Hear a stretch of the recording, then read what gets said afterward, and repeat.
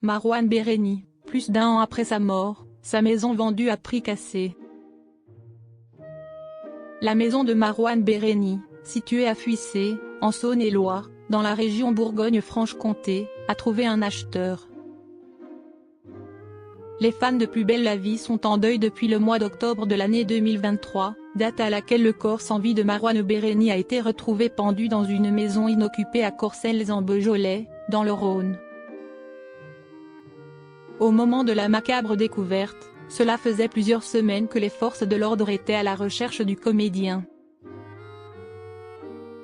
L'interprète d'Abdel Fedallah dans la série culte désormais diffusée sur TF1 avait en effet disparu sans laisser de traces après un accident de la route.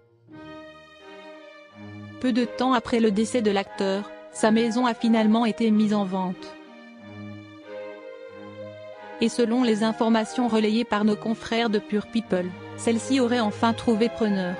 L'annonce, jusqu'alors disponible sur leboncoin.fr, a bel et bien été supprimée.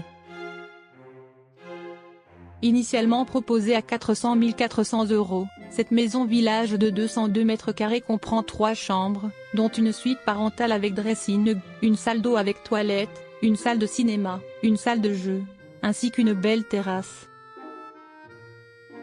Son prix a été récemment abaissé à 350 000 €.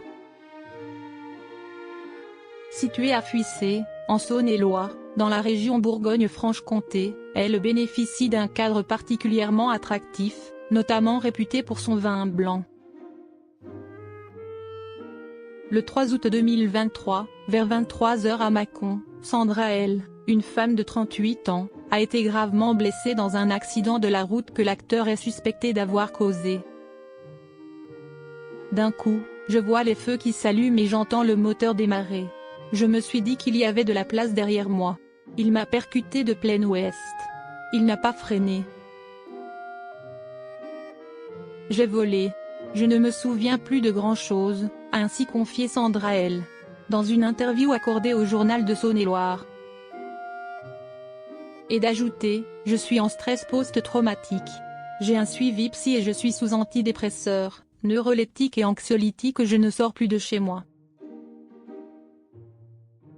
L'annonce du décès de Marouane Béréni, soupçonné d'être le conducteur impliqué dans l'accident, a été un nouveau choc pour Sandra.